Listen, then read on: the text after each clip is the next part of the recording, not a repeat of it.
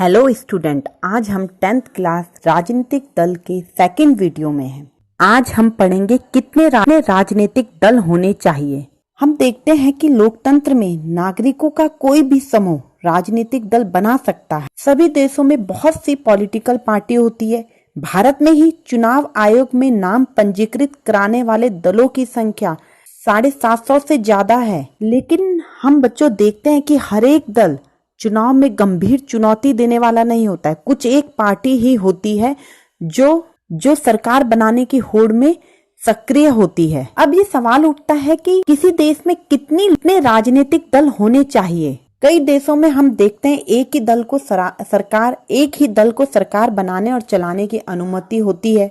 अतः जहां एक ही दल सत्ता में आने और सरकार बनाने के लिए प्रतिस्पर्धा में होता है, उसे एक दलीय व्यवस्था वाला देश कहा जाता है। जैसे कि हम चीन को ही देख लें, वहां सिर्फ कम्युनिस्ट पार्टी को शासन करने की अनुमति है, अर्थात केवल कम्युनिस्ट पार्टी ही सरकार बना सकती, चुनाव लड़ सकती है।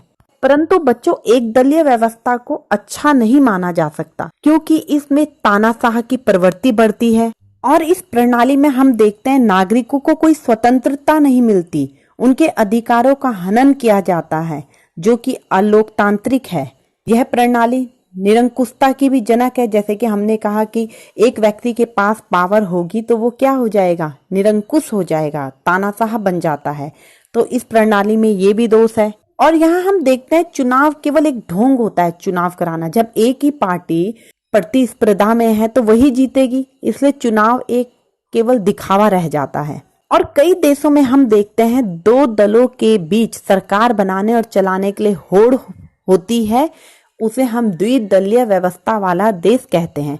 जैसे आप अमेरिका देख लीजिए, ब्रिटेन देख लीजिए। अमेरिका में दो दल, रिपब्लिक और डेमोक्रेटिक, इन्हीं का हमेशा चुनाव में आमना सामना होता है।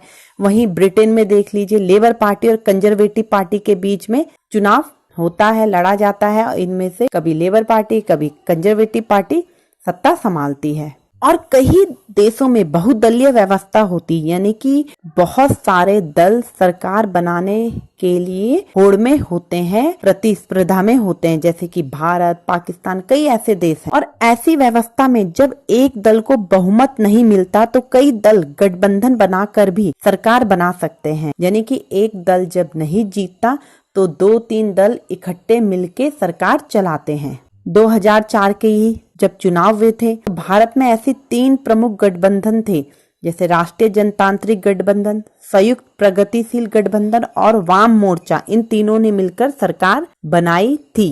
तो हम इसमें कौन सी प्रणाली बेहतर हो, क्या कहें? हर देश में अपनी विशेष परिस्थितियों के अनुरूप दलीय व्यवस्था विकसित होती है बच्चों। जैसे भारत को ही लीजिए कि भारत में बहुदलीय व्यवस्था उदय होने के क्या कारण है। भारत एक बहुत विशाल देश है, जहां अनेक धर्म, संस्कृति, भाषा, परंपराओं को मानने वाले लोग रहते हैं।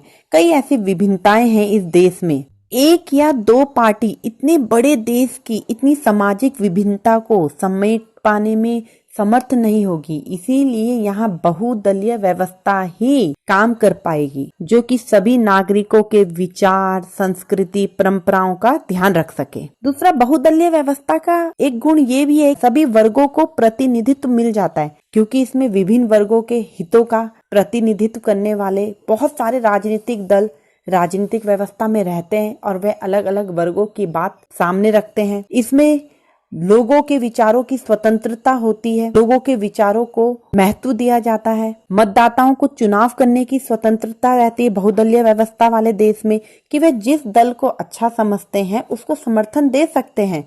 और कोई मंत्रिमंडल अपनी तानाशाही भी स्थापित नहीं कर सकता, क्योंकि कई सारे दल उस पे अंकुश लगाने वाले होते हैं। और बहुदलीय व्यवस्था के कुछ दोष भी हैं, जैसे कि अगर इसमें सरकार कई दलों से मिलकर बनती है तो वह निर्बल और अस्थायी होती है, क्योंकि टिकाऊ सरकार नहीं होती। अगर किसी दल ने अपना गठबंधन से हाथ अलग कर दिया तो वहां सरकार गिरना निश्चित है। और साझा सरकार होने के कारण उत्तरदायित्व का अभाव भी पाया जाता है। भाई, जब एक दल व्यवस्था में होगा तो एक ही दल की सारी रिस्पॉन्सिबिलिटी होगी। सरकार बनाई है तो उसे ही नीति लागू करनी, नीतियां बनानी। पर जब बहुदलीय व्यवस्था में बहुत सारे दल मिलके गठबंधन सरकार बनाते हैं तो उत्तरदायित्व का अभाव भी पाया जाता है। तो इस तरीके से तो हर एक दल की बच्चों कोई ना कोई दोष, कोई ना कोई गुण है। तो इसीलिए ये संभव नहीं है कि हर स्थिति में कोई एक आदर्श प्रणाली चल सके। ये देश की स्थिति और व्यवस्था के हिसाब से संभव हो सकता है।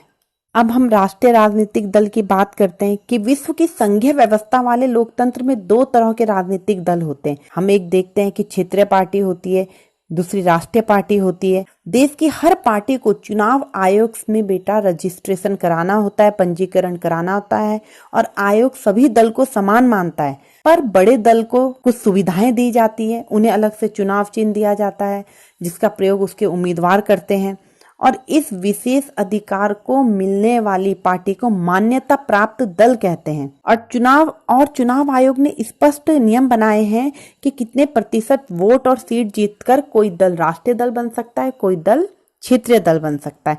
जब कोई पार्टी राज्य विधानसभा के चुनाव में पड़े कुल वोटों का 6% वोट हासिल करती है या उससे अधिक, और कम से कम 2 सीटों में दर्ज हासिल करती है, तो उसे अपने राज्य की राजनीतिक दल के रूप में मान्यता मिलती है, यानी कि वह क्षेत्रीय दल कहलाता है। और अगर कोई दल लोकसभा चुनाव में पड़े कुल वोट का अथवा 4 राज्यों की विधानसभा चुनाव में पड़े कुल वोट का 6% हासिल करता है और लोकसभा के चुनाव में कम से कम 4 सीटों पर जीत हासिल करता है, तो उसे राष्ट्रीय दल के रूप में मान्यता मिलती है। आपको आम आदमी पार्टी, उत्तराखंड में उत्तराखंड क्रांति दल, महाराष्ट्र में शिवसेना, बिहार में आप देख लीजिए राष्ट्रीय जनता दल, पंजाब में शिरोमणि अकाली दल, ऐसे कई सारे क्षेत्रीय पार्टी है।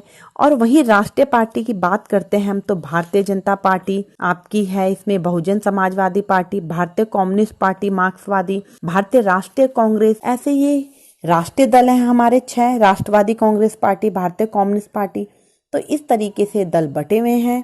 इनमें प्रत्येक दल के अपने अपने चुनाव चिन्ह है, अपने अपने एजेंडे हैं। सभी पार्टियों की अपनी अपनी विचारधारा, अपने अपने नजरिए होते हैं। हम यही भारतीय राष्ट्रीय कांग्रेस की बात करें तो इसकी स्थापना 1885 में हुई थी। जैसे कि आपने पहले भी पढ़ा है, इसकी स्थापना A.O. ह्यूम ने की थी, जो कि एक अंग्रेज थे। और इस पार्टी ने पूरे देश और समाज के सभी वर्गों में अपना आधार बनाया है। बहुत पुराने समय से इसके बहुत प्रसिद्ध नेता रहे हैं। इस दल ने धर्मनिरपेक्षता और कमजोर वर्गों, अल्पसंख्यक समुदाय के हितों का अपना मुख्य एजेंडा बनाया है। ये राजनीतिक पार्टी नई नीतियों का समर्थक है, पर इस बात को भी लेकर हमेशा सचेत रहता है कि नीतियों का गरीब और कमजोर वर्गों पर बुरा असर ना पड़े। तो इस समय ये हम बोलेंगे हमारी विपक्षी पार्टी है। इसी तरह भारतीय जनता पार्टी, जिसे कि पुराने समय में भारतीय जनसंघ कहते थे, इसे 1980 में पार्टी बनाई गई थी। भारत की प्राचीन संस्कृति और मूल्यों से प्रेरणा लेकर ये पार्टी बनी है और इसका लक्ष्य भारत की परंपराओं और संस्कृति को बनाए रखना, हिंदुत्व इसका प्रमुख नारा है। और इस समय आप देखेंगे तो ये पार्टी 2014 से ही सत्ता में बनी हुई है, देश की सबसे बड़ी पार्टी है जिसका चुनाव चिन्ह कमल है। इस तरह से बच्चों आपको हर एक पार्टी के बारे में, इस बारे में थोड़ा थोड़ा जानकारी होनी चाहिए, उनके चुनाव चिन्ह होने चाहिए जो कि आपके एग्जाम में आते हैं। तो बच्चों इससे आगे हम अगले वीडियो में पढ़ेंगे। तब तक के लिए गुड बाय।